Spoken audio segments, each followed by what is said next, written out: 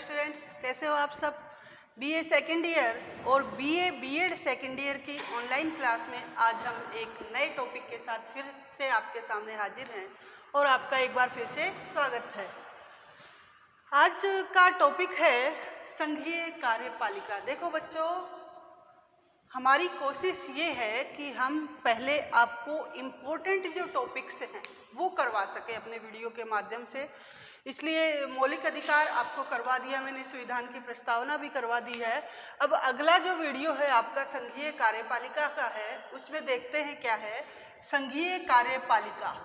जैसा कि मैंने पहले भी बताया था कि किसी भी शासन या सरकार को चलाने के लिए 3 अंगों का होना आवश्यक होता है। कितने अंगों का? 3 अंगों का। पुराने समय में सप्तांग सिद्धांत पढ़े थे आपने, मनु के, कौटिल्य के, तो पुराने समय के हिसाब से 7 अंगों का होना आवश्यक था। लेकिन आधुनिक समय में किसी भी शासन या सरकार को चलाने के लिए 3 अंगों का होना आवश्यक होता है। कौन कौन सा? कार्यपालिका, व्यवस्थापिका और न्यायपालिका। तो सबसे पहले आता है कार्यपालिका। जैसे कि कार्यपालिका का वर्णन हमारे संविधान के भाग 5 में अनुच्छेद 52 से 78 तक किया गया है। देखिए मोटा मोटा आपको समझा दूं, जैसे सरकार के अंग, ठीक है, तो 3 भागों में बांटा गया है इसको। कौन कौन सा? कार्यपालिका, सेकंड है व्यवस्थापिका और तीसरा है न्यायपालिका।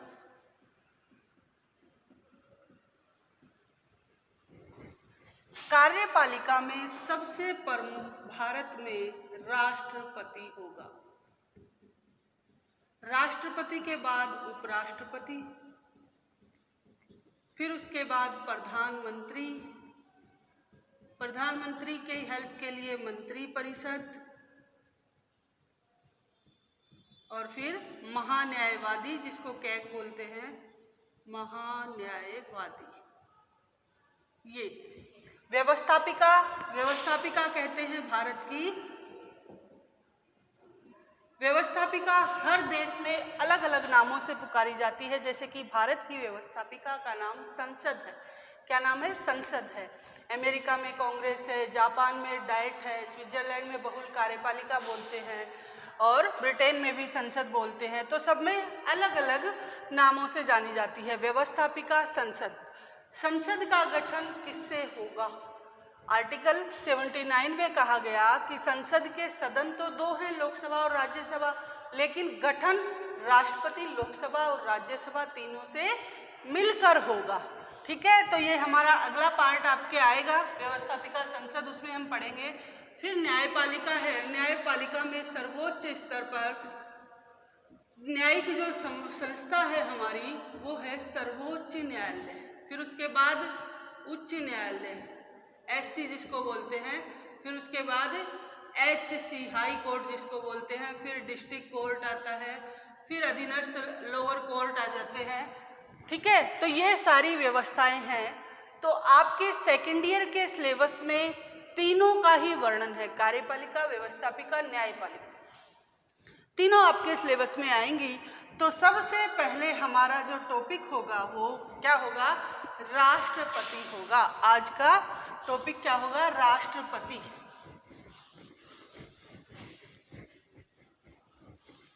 संघीय कार्यपालिका में सर्वोच्च स्तर पर कौन आएगा? राष्ट्रपति आएगा। संविधान के भाग 5 में अनुच्छेद 52 से 78 तक संघीय कार्यपालिका का वर्णन संविधान के भाग 5 में अनुच्छेद 52 से 78 तक दिया गया है।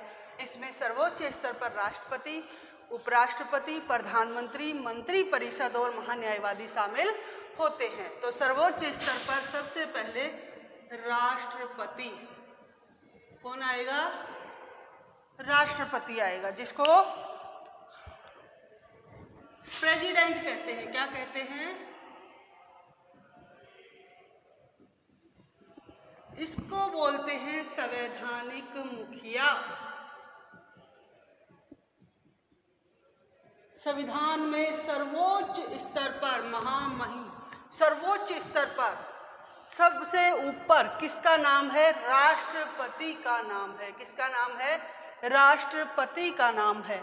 संवैधानिक मुखिया होता है, कार्यपालिका का प्रमुख होता है, कार्यपालिका का प्रधान होता है, भारत का प्रथम नागरिक होता है। कौन? राष्ट्रपति। लेकिन अगर बात करें हम, भारत में संसदात्मक व्यवस्था अपनाई गई है, यानी कि संसदीय शासन है। कौन सा शासन है? संसदीय शासन है, संसदात्मक व्यवस्था है, जिसके अनुसार सारी शक्तियां संवैधानिक प्रमुख यानी कि राष्ट्रपति के नाम पर होंगी, लेकिन वास्तविक रूप में उन शक्तियों का प्रयोग राष्ट्रपति स्वयं ना करके अपने अधीनस्थ के माध्यम से, यानी कि वास्तविक रूप में उनका प्रयोग कौन करता है? प्रधानमंत्री करता है। कौन सी व्यवस्था के अनुसार? संसदीय व्यवस्था के अनुसार, संसदात्मक व्यवस्था के अनुसार पूरे देश का कार्यभार, सारी शक्तियों का स्वामी राष्ट्रपति होगा, लेकिन वास्तविक रूप में उन सारी शक्तियों का प्रयोग कौन करेगा? प्रधानमंत्री करेगा। ठीक है, तो ये कौन हुआ? राष्ट्रपति। अब इसको उपनामों से बुलाया जाता है। संवैधानिक मुखिया होता है, संसदीय शासन का मुखिया, ठीक है। फिर भारत का प्रथम नागरिक। अगर क्वेश्चन में पूछा जाए भारत का प्रथम पुरुष कौन है, तो पुरुष होता है राज्यपाल यानी कि गवर्नर, और प्रथम नागरिक कौन है? तो कौन होगा? राष्ट्रपति होगा। भारत का प्रथम नागरिक राष्ट्रपति होता है।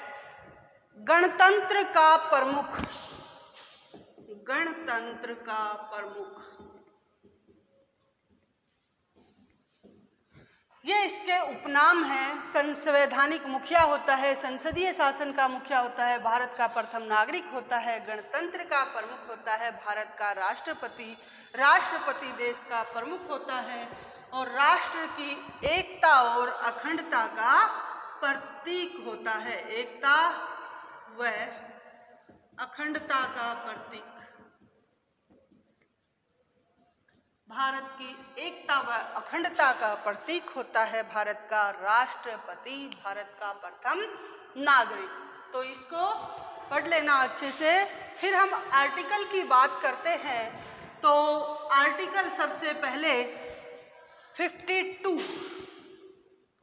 भारत के संविधान के आर्टिकल 52 में क्या कहा गया है? देखो,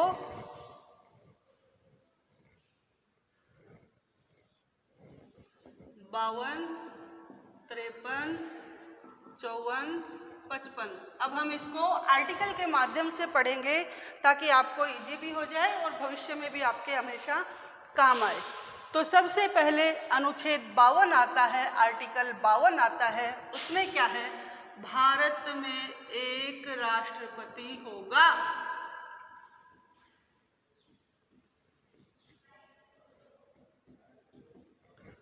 भारत में एक राष्ट्रपति होगा। किसमें कहा गया? आर्टिकल 52 में। 53 क्या है? संघ की कार्यपालिका शक्ति राष्ट्रपति में निहित होगी। संघ की कार्यपालिका शक्ति राष्ट्रपति में निहित होगी।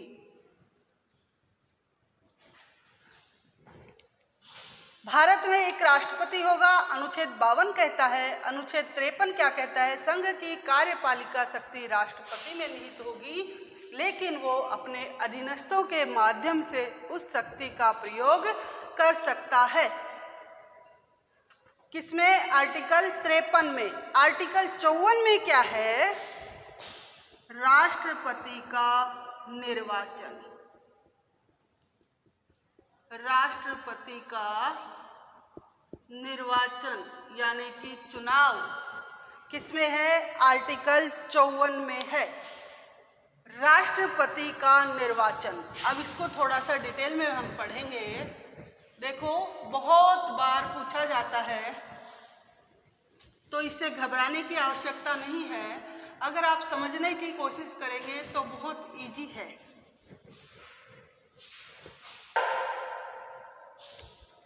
आर्टिकल 54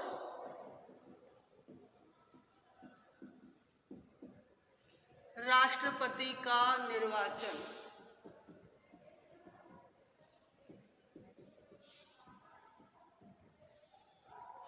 अब सबसे पहले प्रश्न उठता है कि राष्ट्रपति के निर्वाचन में कौन कौन भाग लेगा। राष्ट्रपति का निर्वाचन जनता प्रत्यक्ष रूप से ना करके एक निर्वाचक मंडल के द्वारा करती है। किसके द्वारा करती है? राष्ट्रपति का जो चुनाव होगा उसमें जनता सीधे चुनाव में भाग नहीं लेती है, तो किसके द्वारा? जनता के द्वारा चुने हुए प्रतिनिधि उसके चुनाव में भाग लेते हैं। उसके लिए क्या प्रोसेस है? एक निर्वाचक मंडल तैयार किया गया है। अब सबसे इम्पोर्टेंट जो क्वेश्चन उठता है वो ये उठता है कि निर्वाचक मंडल में कौन कौन शामिल होंगे। तो कौन होंगे? सबसे पहले संसद के दोनों सदनों के निर्वाचित सदस्य, दोनों सदनों के निर्वाचित सदस्य। एक तो होते हैं इलेक्टेड यानी कि निर्वाचित, दूसरे होते हैं नॉमिनेटेड यानी कि मनोनीत। तो ध्यान रखना, चुनाव में सिर्फ निर्वाचित सदस्य यानी कि जो इलेक्टेड होंगे, चुने हुए होंगे, वही भाग लेंगे, ना कि नॉमिनेटेड मनोनीत सदस्य भाग नहीं लेंगे। संसद के दोनों सदनों के निर्वाचित सदस्य।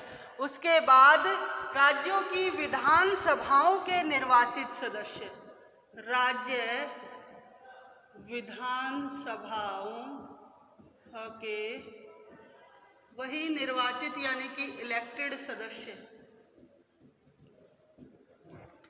राज्य विधानसभा के निर्वाचित सदस्य। तीसरा है दिल्ली प्लस पांडुचेरी विधानसभा के निर्वाचित सदस्य। ये भाग लेंगे। केंद्र शासित प्रदेश दिल्ली और पांडुचेरी विधानसभा के निर्वाचित सदस्य भी भाग लेंगे। दिल्ली और पांडुचेरी केंद्र शासित प्रदेशों के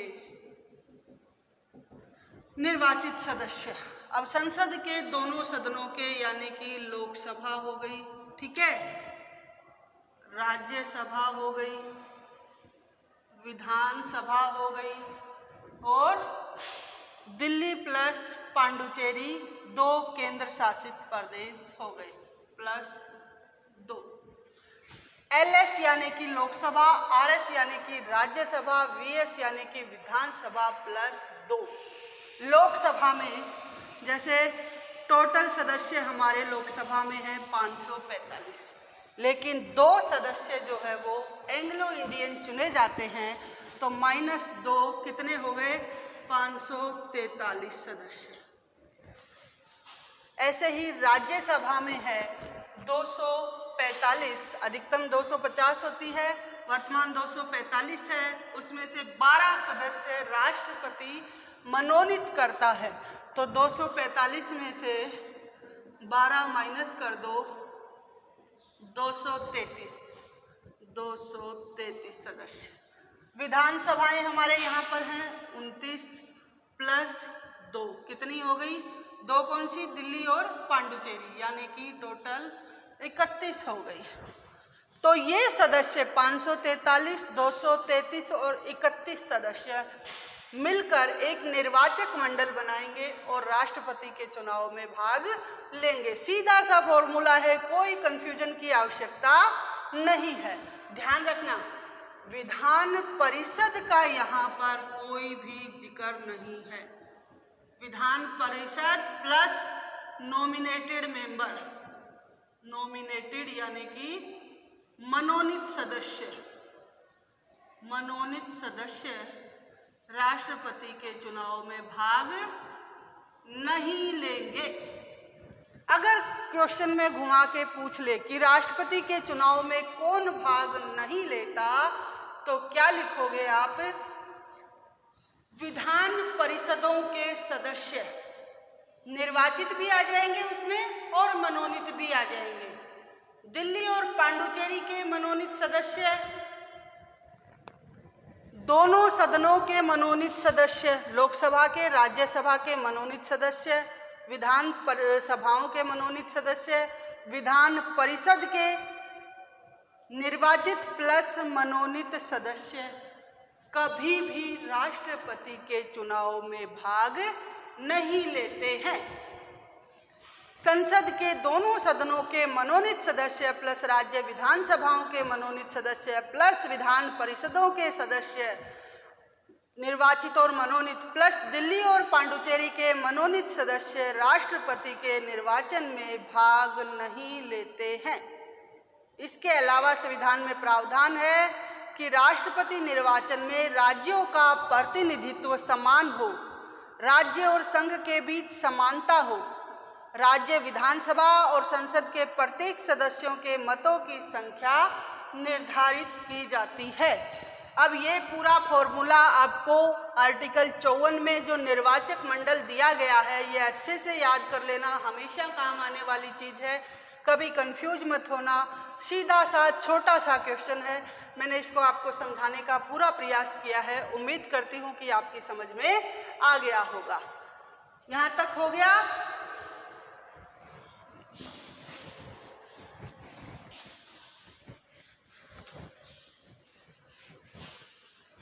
अब इसके बाद एक चीज और आती है कि इसमें 50 तो प्रस्तावक होते हैं राष्ट्रपति के चुनाव के लिए, 50 प्रस्तावक। ऐसे नहीं है कि कोई भी व्यक्ति राष्ट्रपति के चुनाव में भाग ले लेगा जिसकी आयु 35 वर्ष, जैसे कि योग्यताएं हैं कि वो भारत का नागरिक हो, 35 वर्ष की आयु पूरी कर चुका हो और किसी लाभ के पद पर ना हो। मोटी मोटी 3 विशेषताएं हैं। चौथी है आती है, बुक्स में लिखा रहता है कि वह पागल या दिवालिया ना हो। तो राष्ट्रपति सर्वे सर्वा के नाम के सामने ऐसे वर्डों का इस्तेमाल करना ही बहुत अनुचित लगता है, गलत लगता है। इसलिए मोटी मोटी 3 ही विशेषताएं हम बताएंगे यहाँ पे। कौन सी? कि वह भारत का नागरिक हो,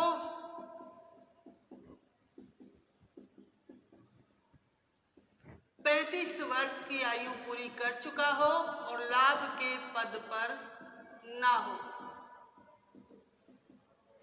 अब लाभ के पद कौन कौन से होंगे ये कहीं पर क्लेरिफाई नहीं किया गया है।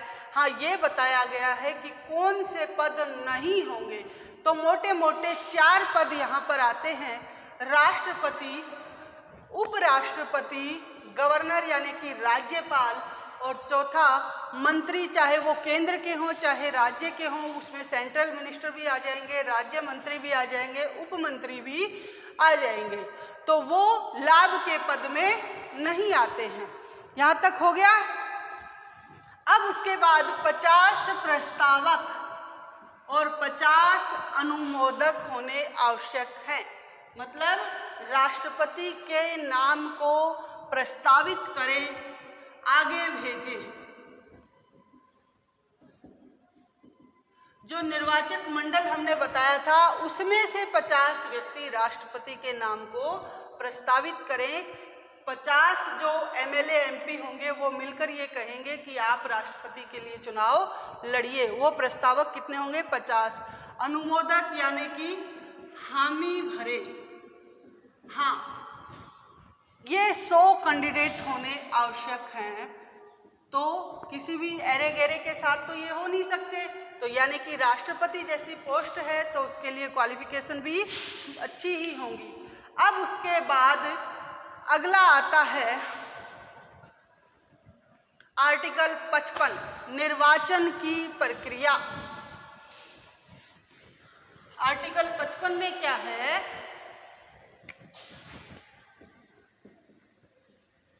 निर्वाचन की प्रक्रिया।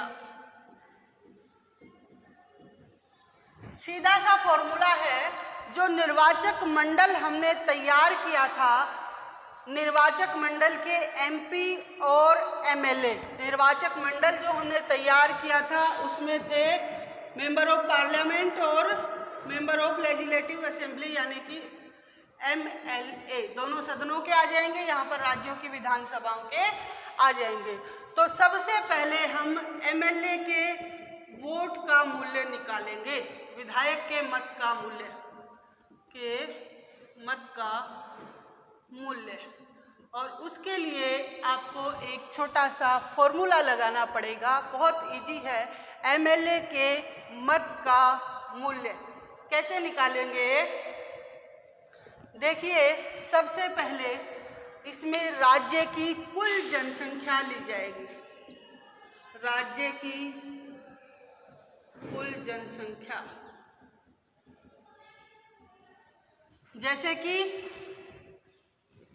राजस्थान की लगा लो कि राजस्थान में किसी एमएलए के मत का मूल्य निकालना है तो सबसे पहले राजस्थान की कुल जनसंख्या वहां पर होगी।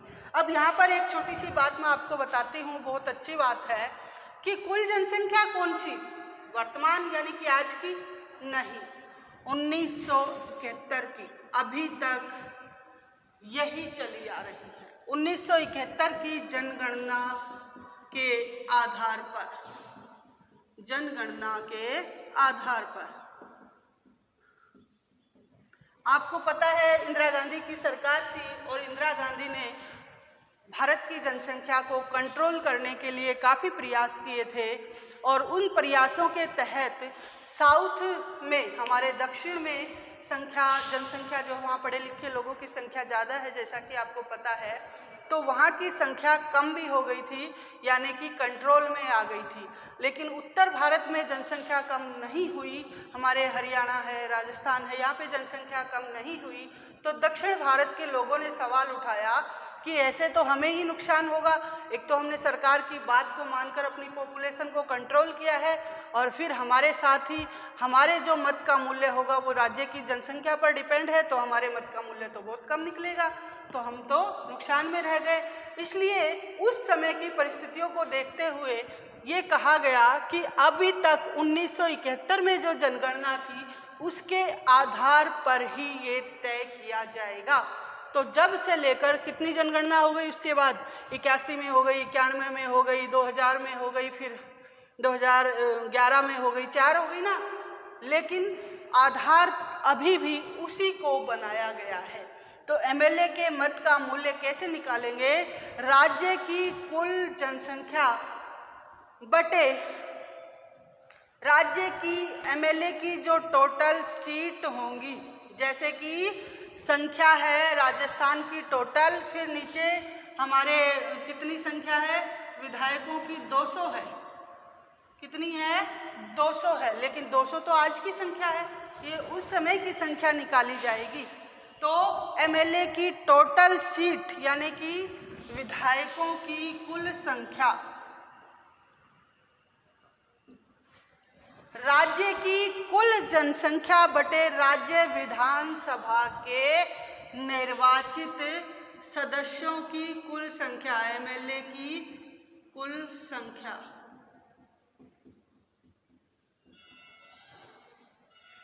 ठीक है, फिर 1/1000 कितनी, 1/1000। ये छोटा सा फॉर्मूला है। मान लीजिए हरियाणा है, तो जैसे हरियाणा में मान लीजिए जनसंख्या थी 10 लाख उस समय, छोटा सा उदाहरण है, और विधायकों की संख्या अब तो 90 है वहाँ पे, लेकिन उस समय 54 ही थी।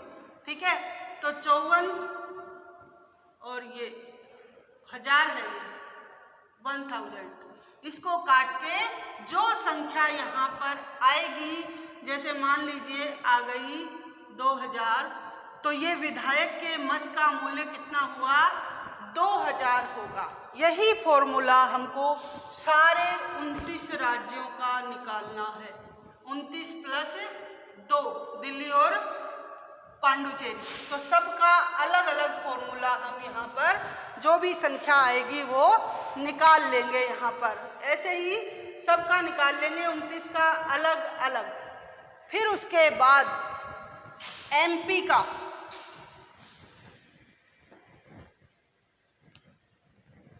उसके बाद एमएलए के वोट का मूल्य निकाल लिया, फिर निकालेंगे हम एमपी यानी कि मेंबर ऑफ पार्लियामेंट के मत का मूल्य। एमपी के मत का मूल्य उसके लिए क्या है, टोटल पूरे देश के एमएलए के मतों का मूल्य, पूरे देश के जो भी पूरा यहाँ पर आया था 29 राज्यों का टोटल, पूरे देश के मतों का मूल्य, मतों का मूल्य नीचे 543 प्लस 233 जो एमपी की संख्या थी टोटल, वो नीचे आ जाएगी यहाँ पर और इसको डिवाइड करना है,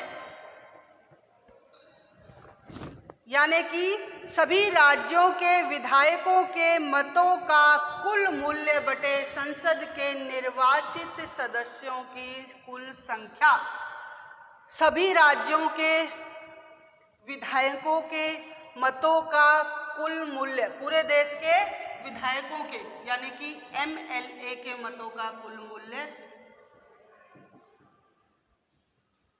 नीचे संख्या जो है लोकसभा की टोटल निर्वाचित संख्या, राज्यसभा की टोटल निर्वाचित संख्या, और इसको डिवाइड करके जो निकलेगा वो किसके मत का मूल्य निकलेगा, एमपी के यानी कि मेंबर ऑफ पार्लियामेंट, सांसद के मत का मूल्य यहाँ पर आ जाएगा। इतनी सी कहानी है, इजी सा फॉर्मूला है। अब उसके बाद प्रोसेस क्या होगा,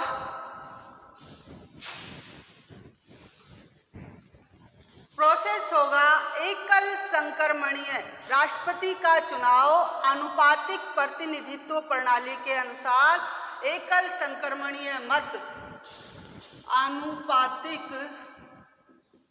प्रतिनिधित्व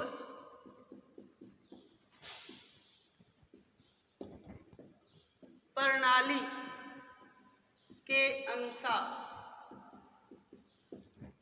एकल संक्रमणीय मतदान द्वारा, एकल संक्रमणीय गुप्त मतदान द्वारा निकाला जाएगा। एकल संक्रमणीय मत और गुप्त मतदान द्वारा निकाला जाएगा।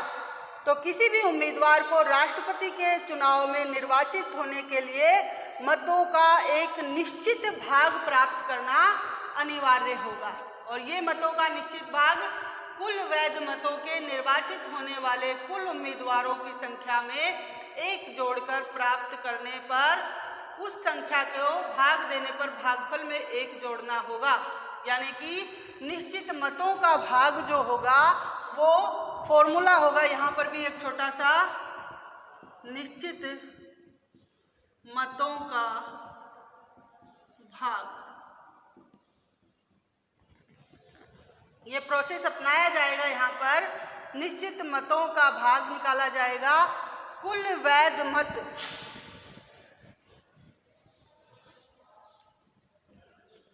कुल वैध मत जो वैलिड जो वोट पड़े हैं, 1+1+1 वैलिड जो वोट हैं उनके आधार पर कुल वैध मत,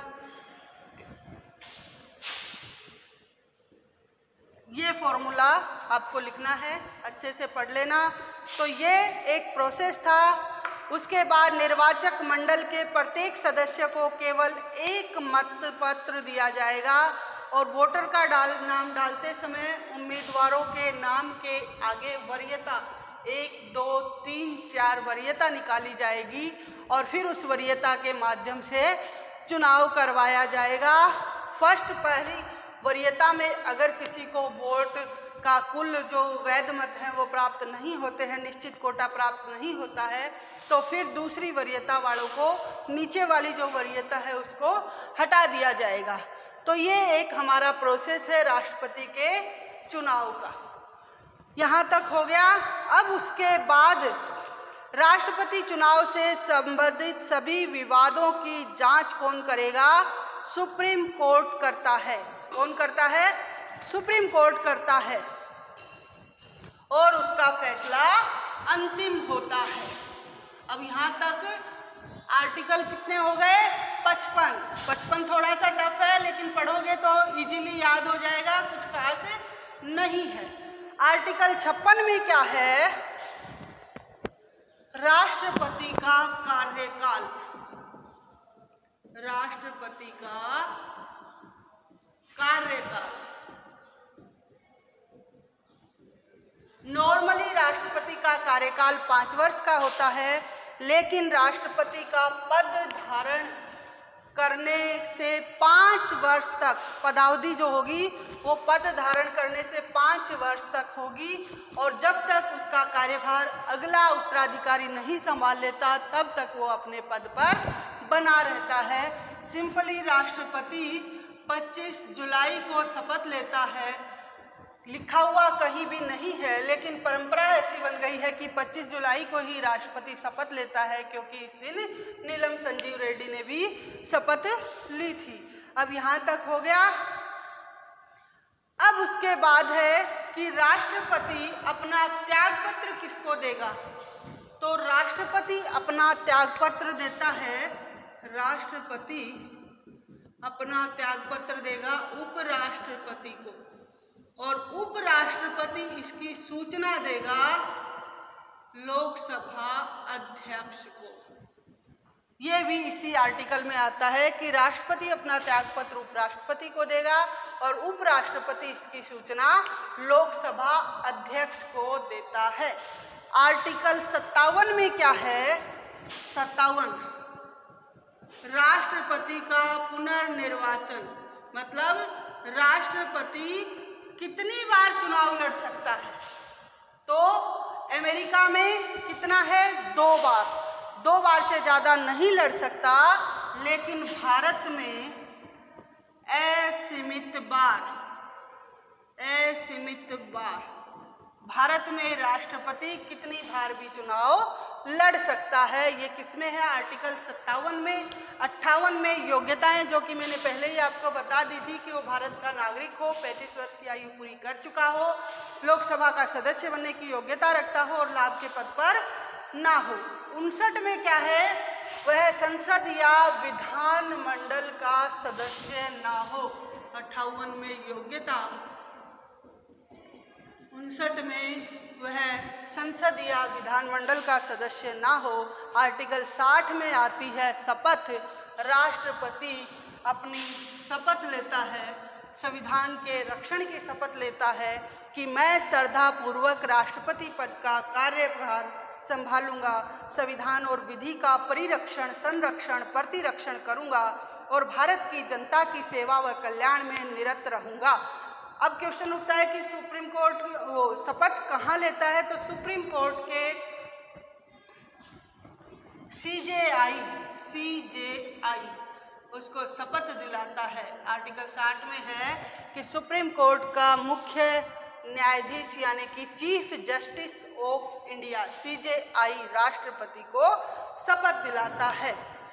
अब उसके बाद आती है उसकी राष्ट्रपति का उपलब्धियां, वेतन भत्ते क्या है। अकॉर्डिंग 59 में ही आ जाते हैं। वैसे तो ये 2008 में वेतन था 1,50,000 रुपये, लेकिन वर्तमान में वेतन है राष्ट्रपति का 5 लाख रुपये मासिक। इसके अलावा उनको वेतन भत्ते दिए जाते हैं और राष्ट्रपति का जो वेतन होगा वो टैक्स फ्री होगा, उस पर किसी भी प्रकार का कोई टैक्स नहीं लगाया जाएगा। तो ये आपको सारी अच्छे से पढ़ लेनी है कि राष्ट्रपति, अच्छा उसको पेंशन जो है राष्ट्रपति को वो उसकी सैलरी का आधा 50% दिया जाएगा, यानी कि रिटायर होने के बाद, कार्यकाल के बाद भी राष्ट्रपति को 2.5 लाख रुपए प्रति माह मिलेंगे। इसके अलावा निःशुल्क निवास स्थान, बिजली, पानी, कार, वेतन भत्ते आदि भी प्राप्त होंगे। अब उसके बाद आर्टिकल 61 आता है। 61 में क्या है? महाभियोग है। ये वीडियो काफ़ी लंबा हो जाएगा, इसलिए इसकी चर्चा हम अगले वीडियो में करेंगे। राष्ट्रपति की शक्तियाँ और महाभियोग के बारे में जानेंगे। तब तक के लिए आपको इतना पढ़ लेना है। धन्यवाद।